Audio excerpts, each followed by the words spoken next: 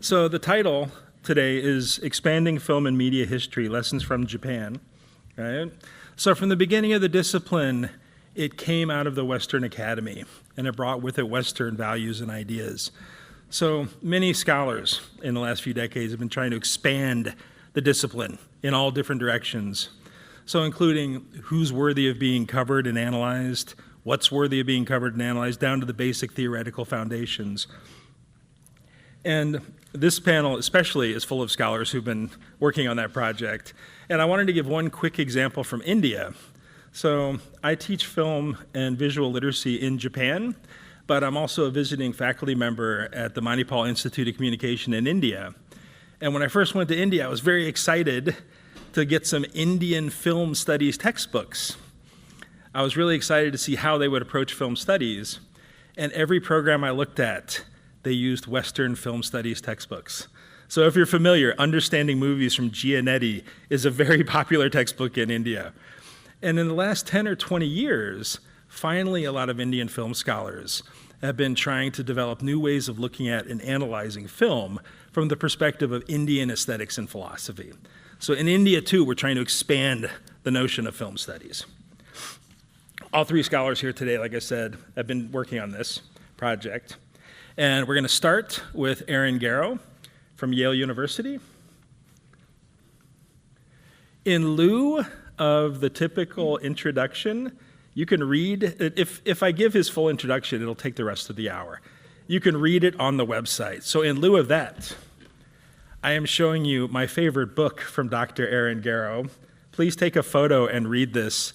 The depth of the scholarship is amazing. It's incredibly sharp analysis. It deals with, in large part, the way Japan dealt with and engaged with this new art form that was introduced to it. It's an amazing piece of work, so please take a photo, please read it, okay? Okay, so without further ado, here is Professor Aaron Gerow. You can speak here if you want. And you have to point that direction to advance the slides. Thank you. Great pleasure to be here, and I really want to thank first Tim for organizing this panel. I have heard of his efforts for nearly 8 years to bring this together. It's great to finally be here. It's wonderful to talk to all of you. Wasn't quite sure what to talk about, but I was hoping this topic could be of interest to scholars from many different disciplines and regions. Basically, I want to talk about theory and what we do with theory in our various fields. And I want to think about the issues of the location of theory and use the example of Japanese media and film theory as an example for that. The book that Tim just mentioned actually features a theorist named Gonda Yasunosuke, who actually is arguably the first person in the world to write a 400-page theoretical book on film. But, you know, that's somebody who's not presented in the major, there we go, let's see, went too far here. Can we go back? There we go, slide? yes. Now, I'm sure there are people from different disciplines here, but especially in film and media studies in North America and many places in Europe, theory has been kind of like the central tool. How we define theory, of course, is debatable, but especially in North America and Europe, it has frequently been the tradition of critical theory, structuralism, post-structuralism,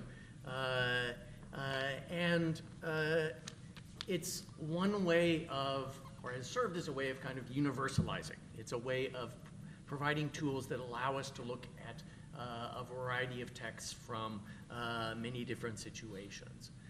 Especially in film and media studies in North America and Europe, this has been the way that the discipline has been founded. It was one way that the discipline said, we are academic. We are able to exist within the academy.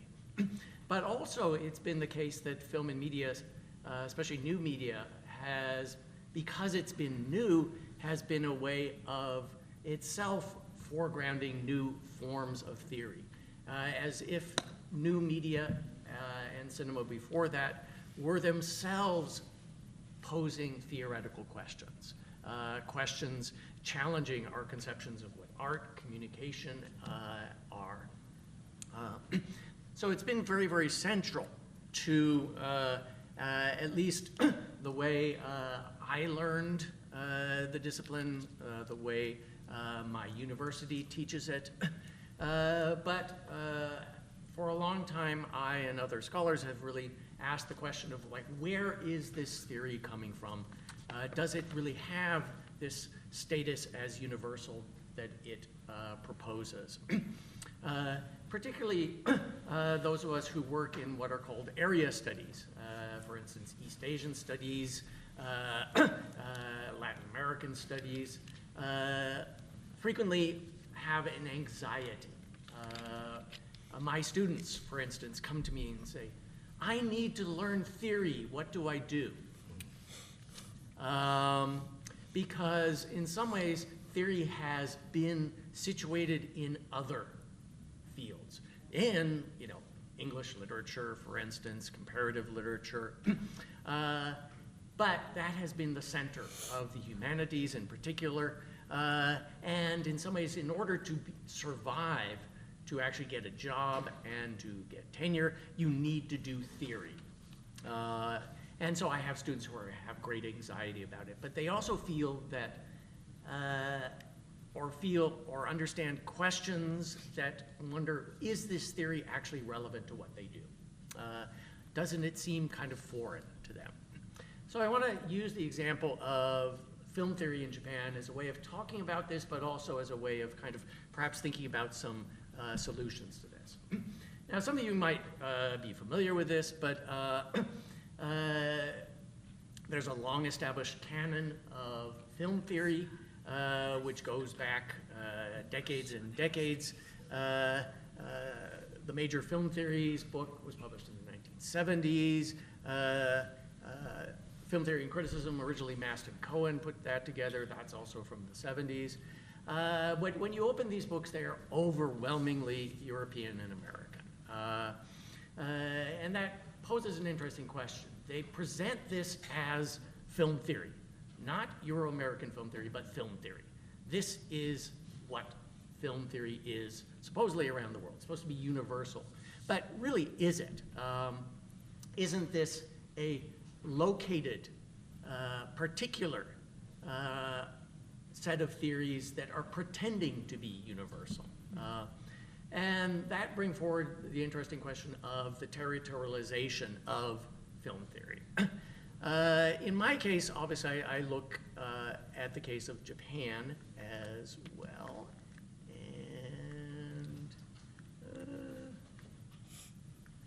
let's see. There it is, there it is. And there's a very active film studies community in Japan, and there are also lots of books printed about film theory and the history of film theory. But again, if you open those up, even in Japan, they're overwhelmingly European and American. They basically repeat the canon as described in those other books. This despite the fact that there is a long and very rich history of doing film theory in Japan. Again, going back into the early 1910s, as I've shown in my book. So therefore, you have an interesting problem. You can identify theory in Europe and America as Eurocentric, American-centric, and blame a certain kind of imperialism of theory for that. But that has been adopted in Japan. That is, they've accepted that imperial notion of what theory is. But at the same time, I've noticed certain kind of qualms about that. This sense for some Japanese thinkers that theory is not really working well in the Japanese context. Perhaps it's alien there. Yeah. Now, in some cases, you have thinkers such as Noel Birch, very important in the development of film studies in Europe and America, writing an important but very problematic book about Japanese cinema, where he actually declares at the beginning, the very notion of theory is alien to Japan. It is considered a property of Europe and the West. It's a very interesting statement. In some ways, it's very true. In some ways, it's not true at all. One of the problems is that it tends to reproduce a claim made by Edward Said in describing Orientalism, which is how Orientalism as a field of academic study presumed that only the Orientalist, the scholar from the West, has the conceptual capabilities to do the study of the East or the Orient, for whom such knowledge of Oriental society as he has is possible only for the European. With the European self-awareness of society as a collection of rules and practices. Unfortunately, you could argue that Birch is repeating this same kind of vision. That is, Japan provides the examples, the European or American scholar provides the theory, if we're trying to understand Japanese film. And that's been the case for a long time, especially with much of film theory. Some scholars, such as Sato Tadao, who has written the only book on the history of Japanese film theory, has noted this interesting problem, basically arguing that there's a lot of film theory in Japan, but they don't like to talk about it much.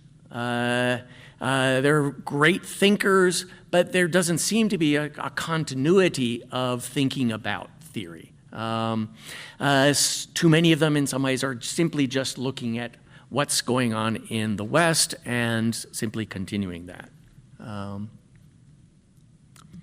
I have, in some of my publications, called this the theory complex in Japan. That is, definitely people are doing high-level theory. Nagai Michitaro in the 1940s is essentially doing Deleuze film theory, 30 years before Deleuze is.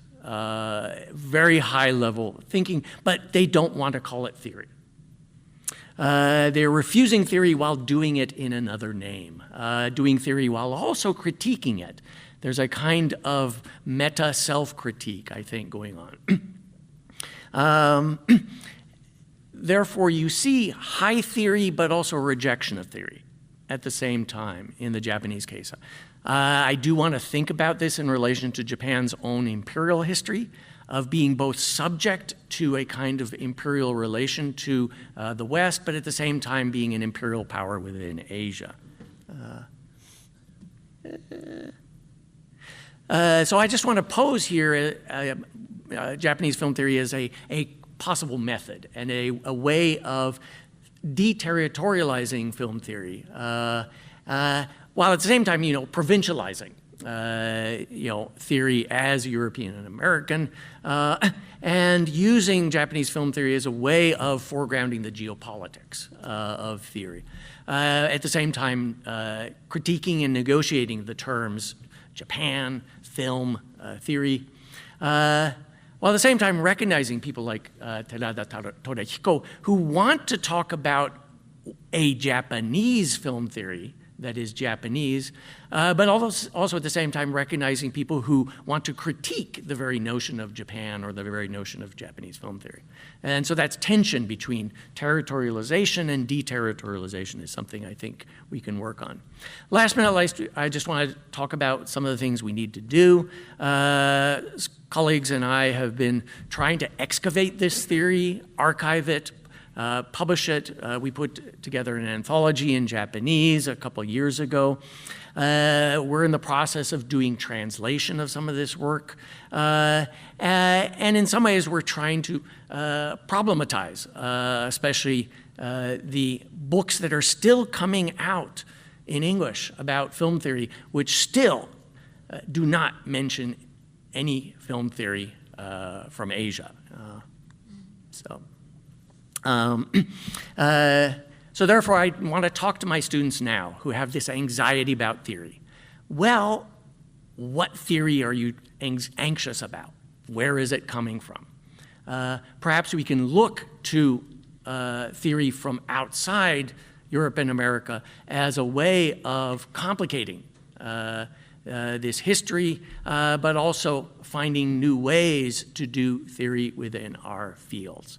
But at the same time, I want to use this as a way of questioning what theory is itself. So, there we go. And last but not least, there we go. I went all the way to, there we go. There we go. Sorry, but thank you very much. Yes. Thank you very much.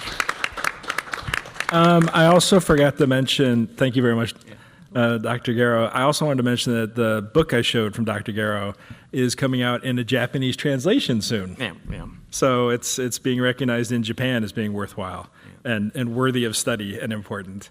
Up next, we have Dr. Mitsuyo Wada-Marciano from Kyoto University. For those of you who don't know, Kyoto University is perennially one of the top 2 schools in the country. So again, we're very lucky to have her here. And this is an amazing book. I highly recommend it. Please take a photo. Please read it. In part, it shows how Japan learned how to be modern from the movies. That's one part of it, right? And it's just an amazing piece of scholarship and fantastic analysis. So please take a photo. Please track it down. And I introduce you to Dr. Mitsuyo Wada-Marciano.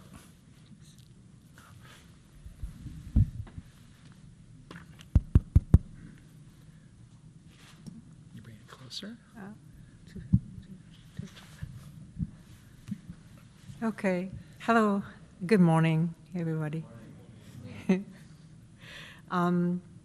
It's interesting to listen to Aaron's talk, and then I saw the names of the theorists, both West side and then Japanese side. Both are male. Well, talk about women theorists. I do. Yes. So then another layer of the deterritorialization is necessary. Then today I am going to talk about women's documentaries, especially the contemporary the documentary. A new film history through women's documentaries.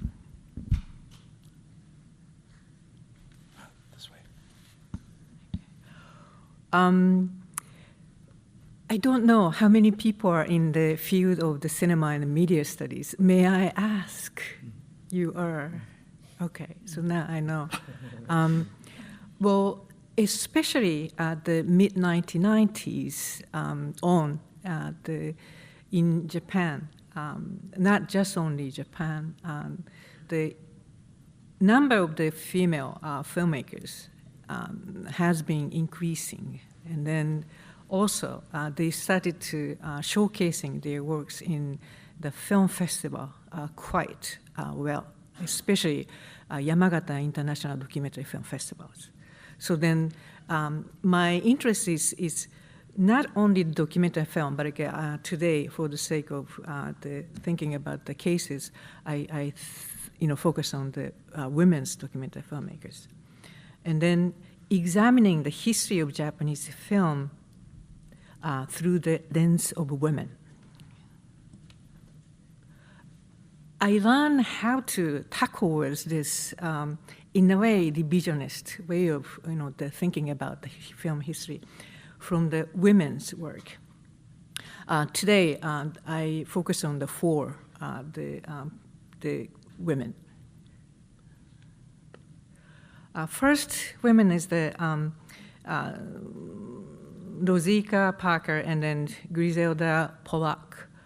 They are art historian and then also psychiatrist. The Rosika Parker already passed away, but Griselda Polak, she has been very much active even after becoming an emeritus of the professor emeritus. They published the book, Old Mistresses, Women, Art, and then Ideology in 1981, and then this book has been republished several times, and then latest one is the Bloomsbury's 2020's book. Basically, what they did was that re-examining the history of the art, then why female cases are so less, and then they started to discovering the historically the standing up the great female the artists at the same time. What was the sort of like a hurdles to prevent their work has been remaining in the history of the art, and then next the work is in the science history. The Mind Has No Sex, Women in the Origins of the Modern Science. This book was published in 1991, almost 35 years ago. And then this book also was translated in Japanese. And then title is actually interesting. 科学史から消された女性たち, Women who being disappeared in the history of the science. Women who disappeared from the history of the science. This is the translated 2022 in Japanese. Linda Londa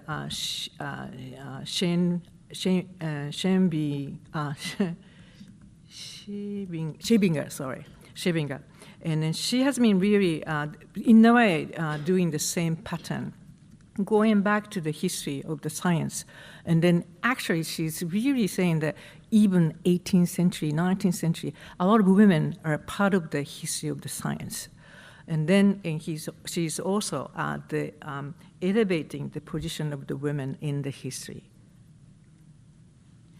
The third work which I learned is the Barbara Hammer's, and especially her documentary called Devotion, a film about Ogawa Productions, produced in 2000. And then Barbara Hammer openly, flamboyantly, being lesbian and then also a feminist and an activist. She came to Yamagata International Film Festival. Then she get to know about the filmmaker Ogawa Shinsuke. Then Ogawa Shinsuke passed away in 2022. So then she started making a film after the Ogawa's death about his film and then his way of making a film.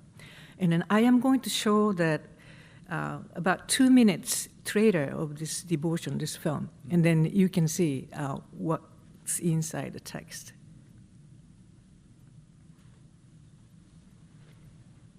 Can you click?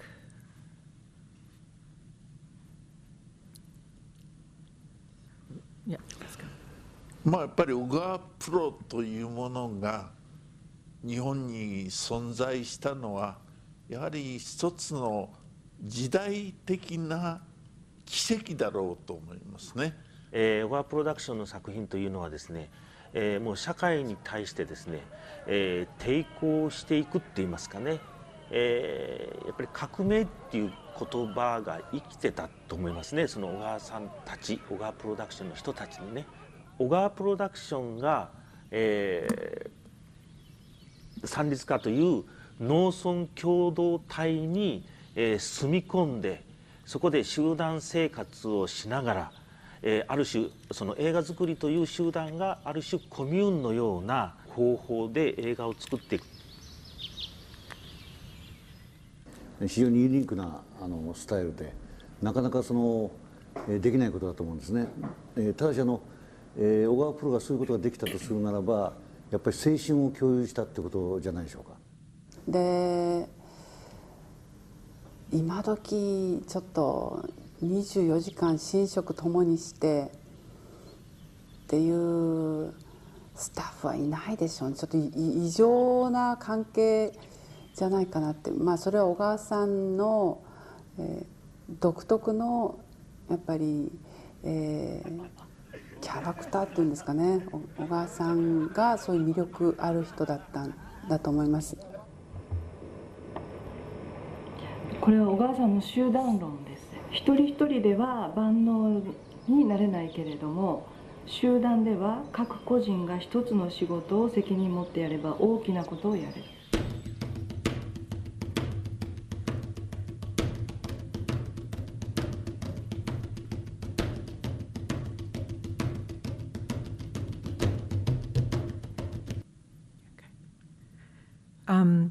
As you can see,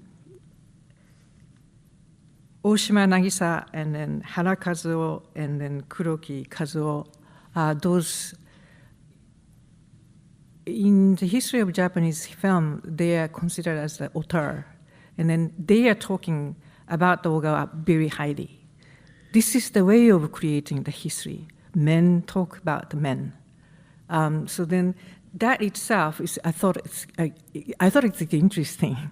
At the same, beside the fact that Ogawa's productions problematic way of the idealizing the collective.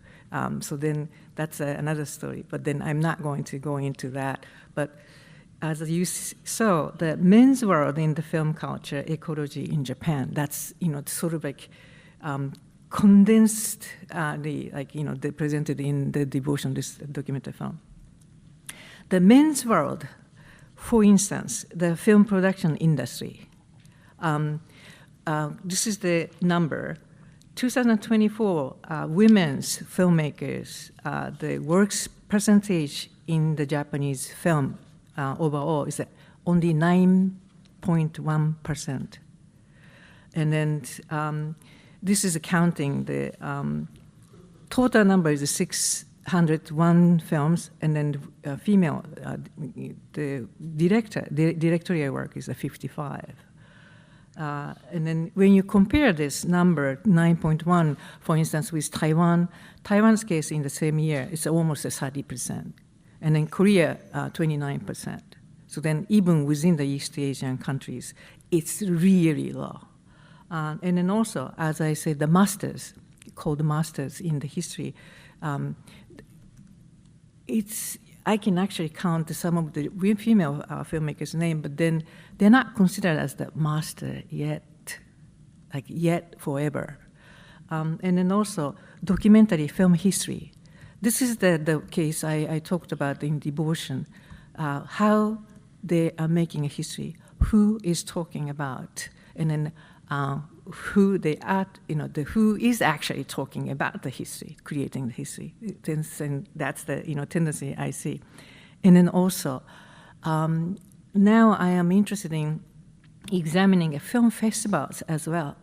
And then I do admire the Yamagata International Documentary Film Festival, but at the same time, this film festival was basically not only the one person's, the influence, but like Ogawa Shinsuke was the central figure, created this film festival.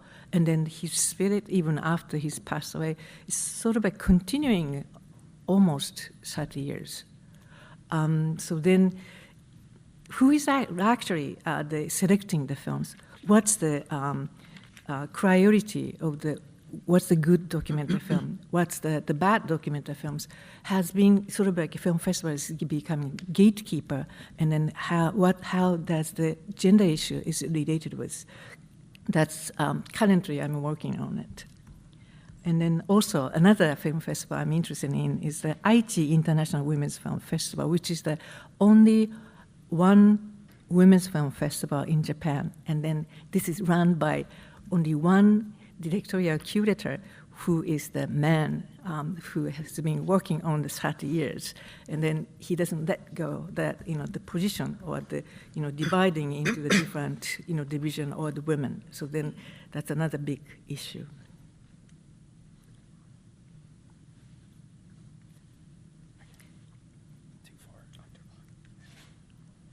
Then new trends has been happening to the cinema culture in Japan. And then what's new? Turning points, there are lots of turning points, but I can highlight at least 4 things. Is the education. Long time ago, if you want to become a filmmaker or the cineast, you have to go to the studio and then take the apprenticeship and then become an assistant director and then become a director. That system collapsed because the studio system is no longer functioning. So then if you want to go to the filmmaker, many of them, they go to school and then learn how to shoot, and then especially video and then cell phone. It's easier, much more than the handling 35 millimeter the film. Expanding the environment for the learning filmmaking, that gives the women opportunity not going through that studio system. And in technology, as you can easily imagine, that in the advancement of the equipment and then the lower cost of the digital, the equipment, and then also computer, the applications, and then editorial, the functions. And then distribution, especially thanks to the COVID-19, distribution system has been really changing. And then also the video on demand has been becoming more prevalent. And then those diversity, variety of the distribution increased. This actually helps the smaller scale films to be going to the audience and the consumers. And then discursive new waves, I think this is the things all us academics can at least contribute. Increase in books and then events in film festivals that refer to women authors and their works. For instance, in Japanese, the book called Kanojo Tachi no Manazashi, The Female Gaze. This book was published in 2023, touching upon all contemporary the female filmmakers and then introducing their work. How can we expand film history more? And then this is actually overall this panel's the question.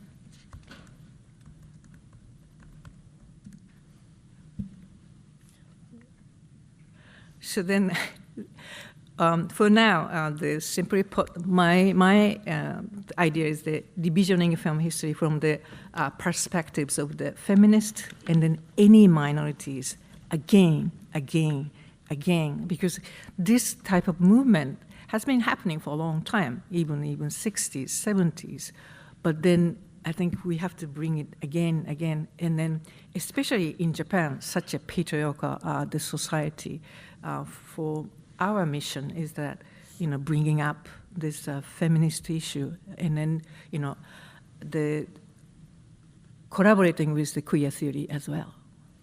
Okay, that's all my presentation. Thank you so much.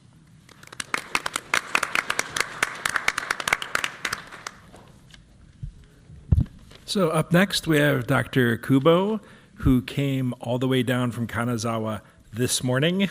I don't know if I mentioned that yet, so thank you to him for that. This is the book I'm recommending for him. The most powerful endorsement I can give for this book is when you engage with this work, it feels inevitable. So applying queer theory to the works of Kinoshita, you ask yourself why it hasn't happened before, and it fits so perfectly.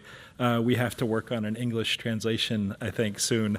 So please welcome Dr. Yutaka, who traveled very far this morning to be here. Thank you very much.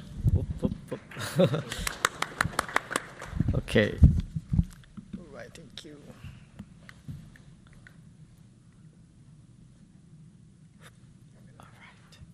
All right, so hello, my name is Yutaka Kubo. It's such an honor to be back to this conference and be part of the panel with Aaron and Mitsuyo. As for my contribution to our panel topic, I'm going to discuss a possibility of queer intervention in Japanese film studies from my personal experiences, and for detailed film analysis of queer films from 1990s to 2020, please read one of my open access article called Feeding the Friction. So film history is never complete because there's always the presence of people whose voices and stories are silenced and overlooked in mainstream critical discourses.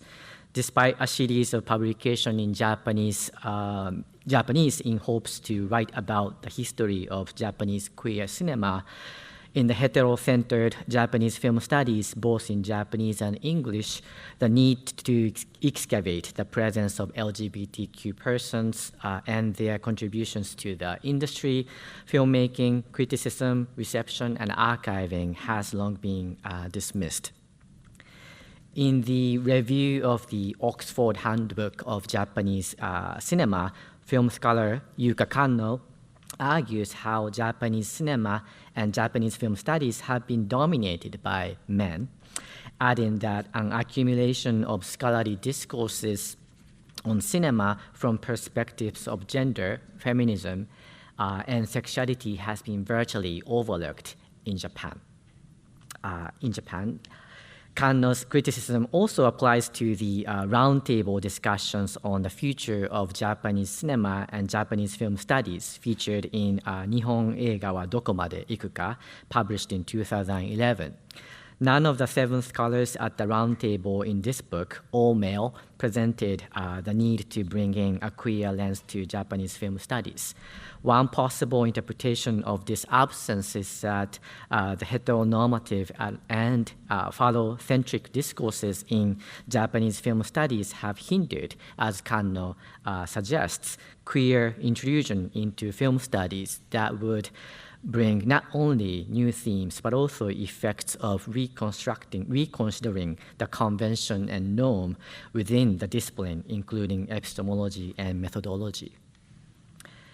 Academic conferences on film studies and media studies have functioned as platforms for sharing possibilities of such intrusion. For example, SCMS, which supports LGBTQ+ members through the queer and trans caucus, often includes presentations aiming to excavate non-normative desires, gender, and sexual expressions in Japanese films. Yet, that those presentations tend to focus mostly on experimental filmmaking in the 1960s suggests that the scope of Japanese queer film studies abroad is still narrow and limited.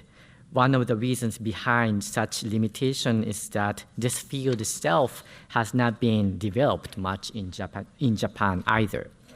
While scholars have been trying to build a network through domestic conferences in Japan to provide care and support to graduate students, the academic space is still dominated by heteronormative tension that continues to make early career scholars and graduate students in any fields hesitant to conduct research from a queer lens.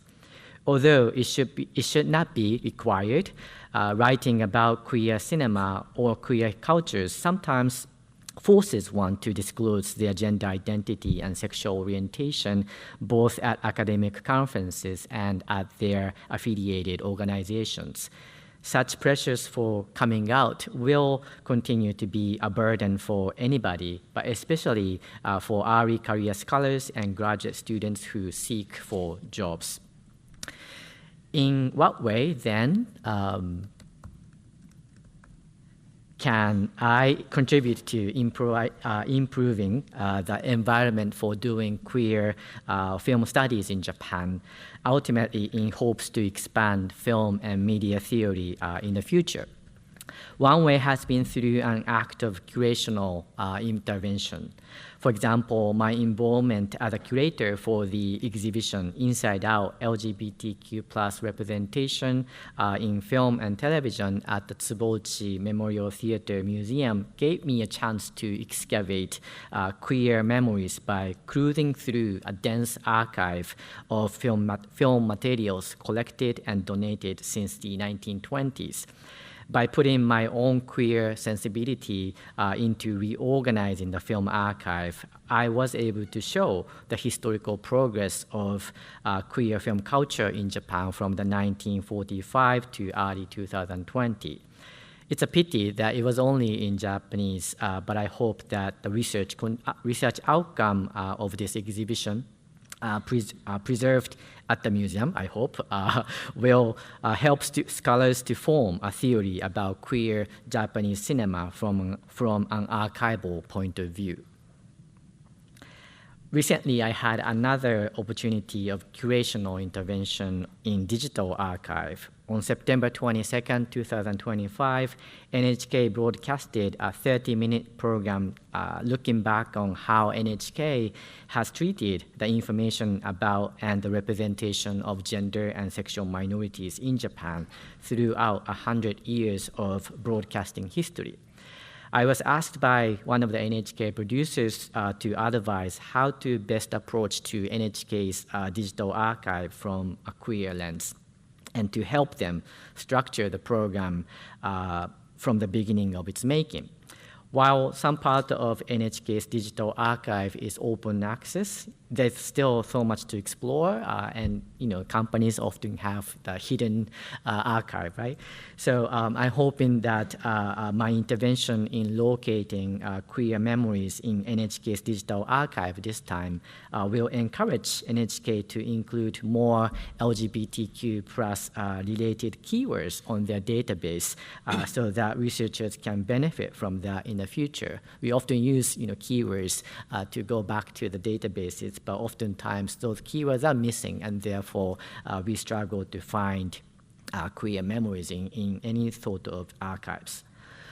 Lastly, I want to talk about, go back.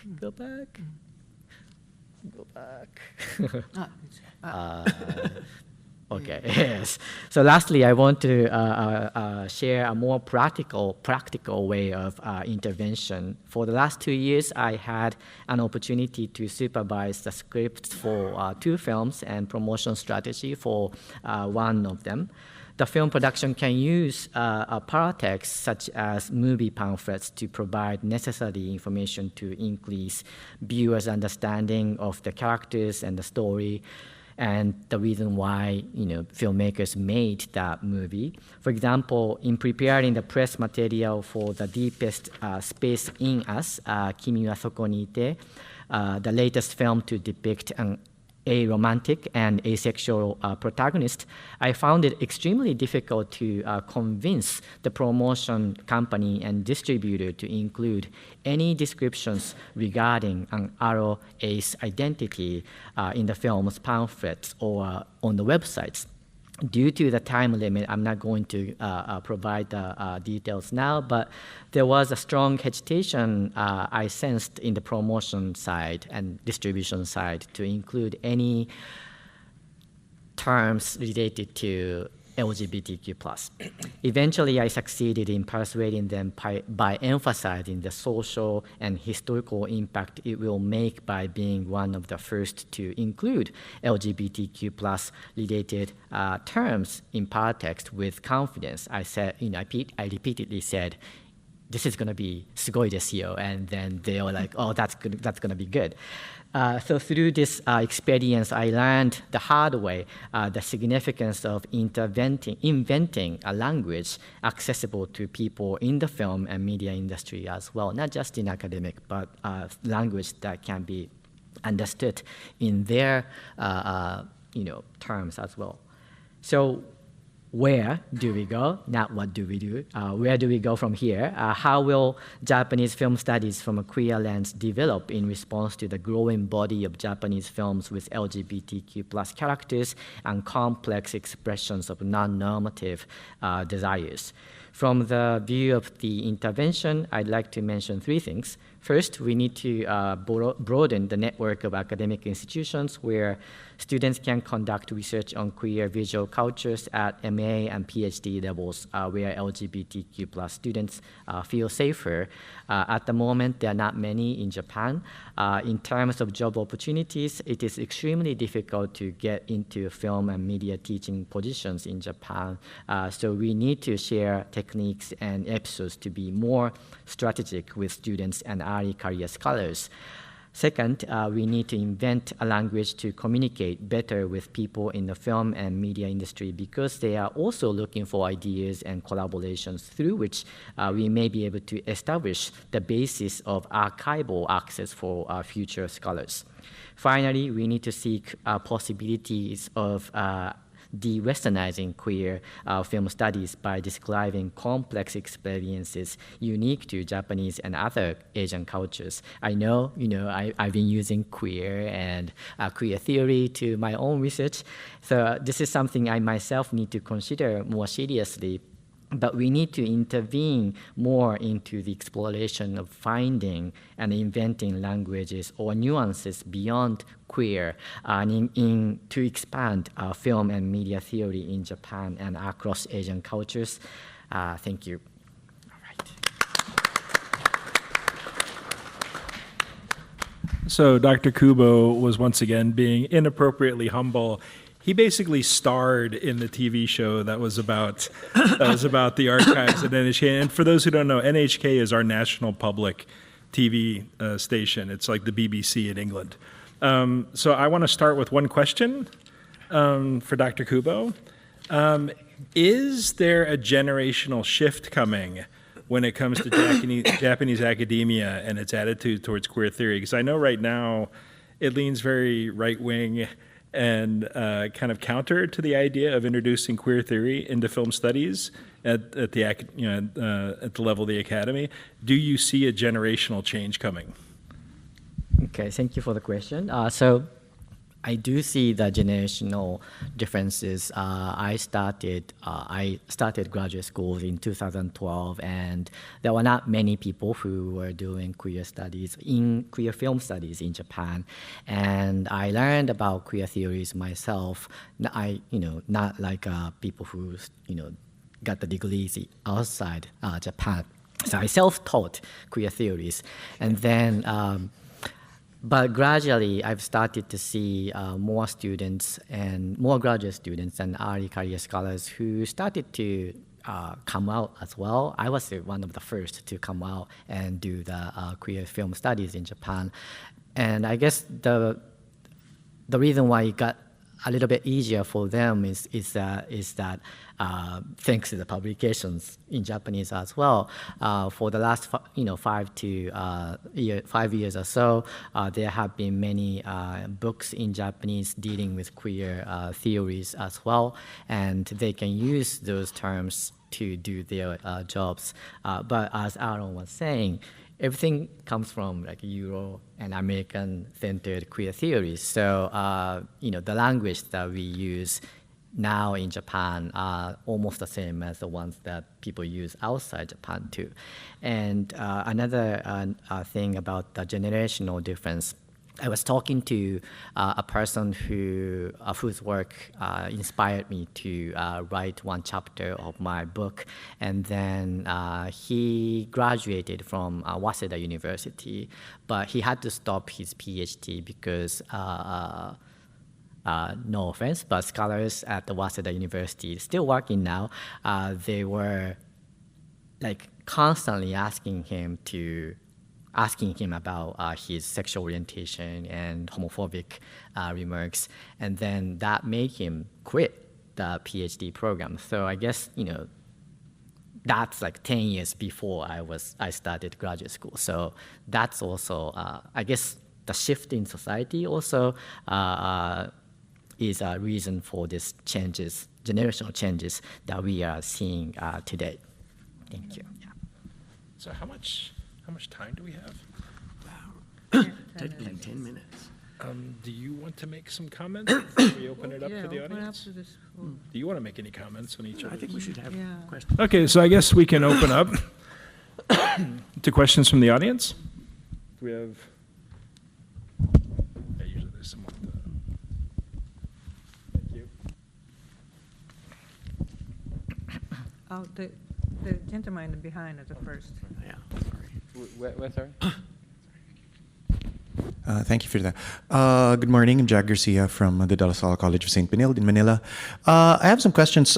This is in particular with, it's a two-pronged question, both on female authorship and LGBT authorship of mainstream cinema, the commercial, regular type.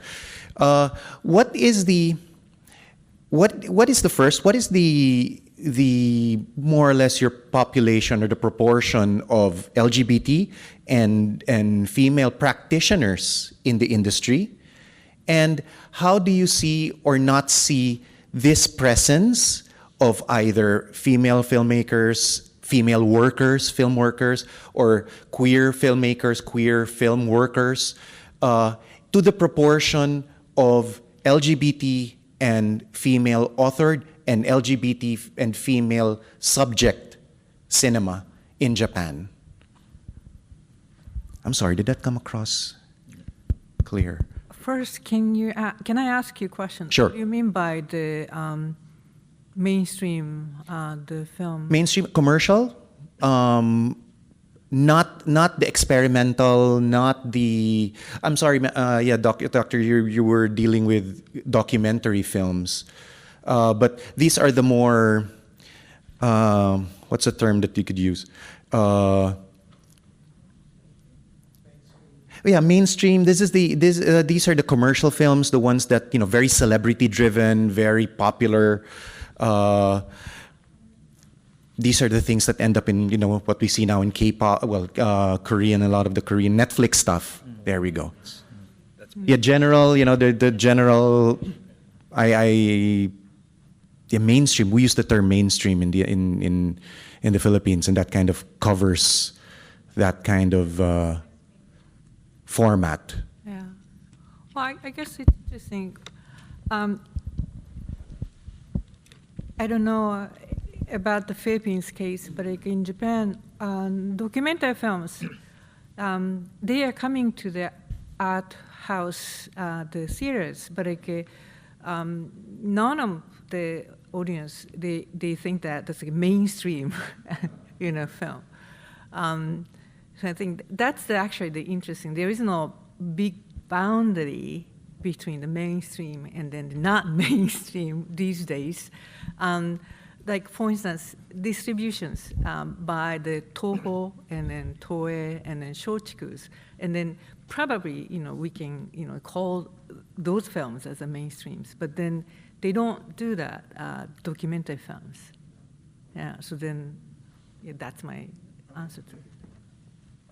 Okay, thank you for the question. So for about 10 years, within this 10 years or so, there has been a kind of a boom of, I would say, like gay TV shows, not many lesbians, not many transgender or bisexual people.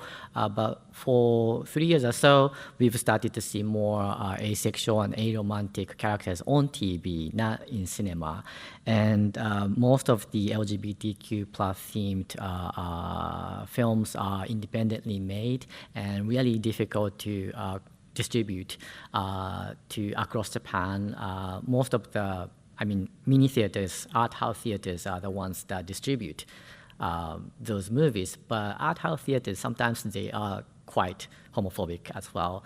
And if you go to like local art house theaters, like where I live, like Kanazawa has a very famous art house theater, but they are very famous at the same time for not screening any Japanese LGBTQ plus films. So while they show like queer films from outside Japan. So that tells us something too. And there's a mainstream films. There's going to be a new film called Blue Boy, released on 14th of November, and that's mainstream, like distributed by Nikkatsu, one of the main distributors and studios in Japan as well.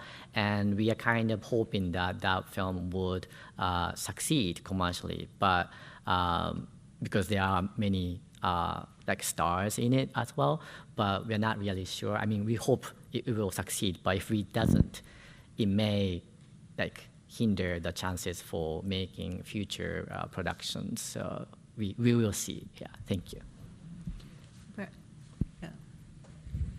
Can I ask you?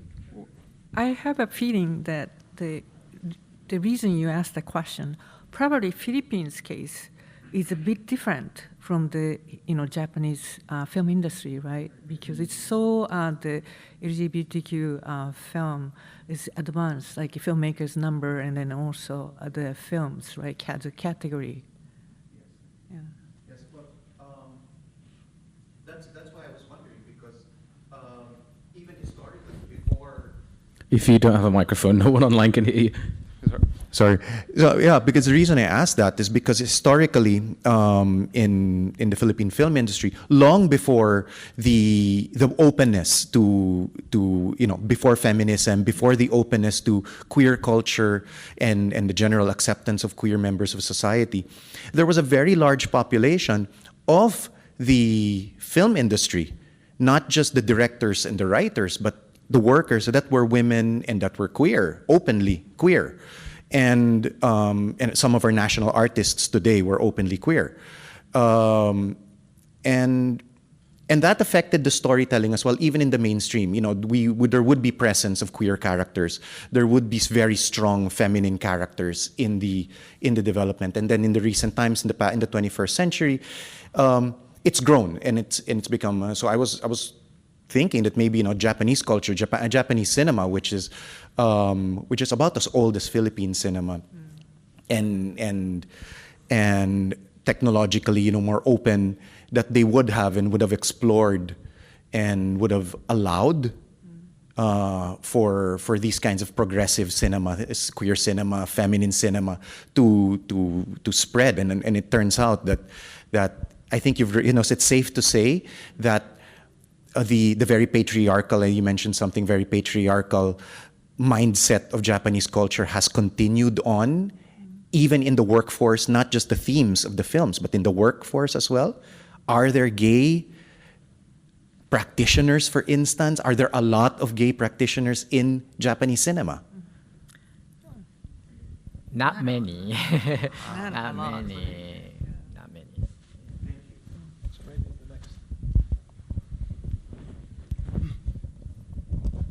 Thank you for the opportunity. This is Dr. Matthew Martin from Mumbai University, from India.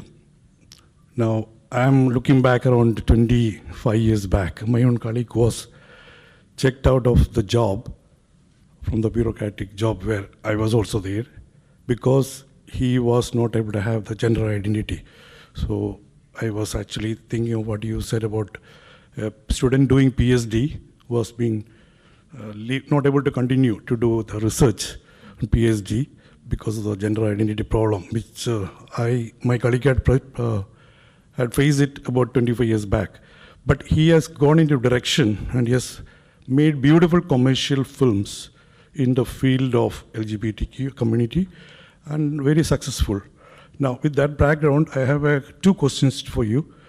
Do you have a kind of style guide with the acceptable language, visual as well as textual language in Japanese or any other countries around who is representing here? There's one question. Style guide means actually the terms and visuals that we use in films for communication. Is there available? And second question is, you have said that there is archives of these films that you have in open source, where some studies could be done on the language that is used. If it is available, do you have some links to be shared? That's it. Links? No. Okay. So, what was the second question? Oh. Whether you have a link to that open archive where you can Okay. Okay.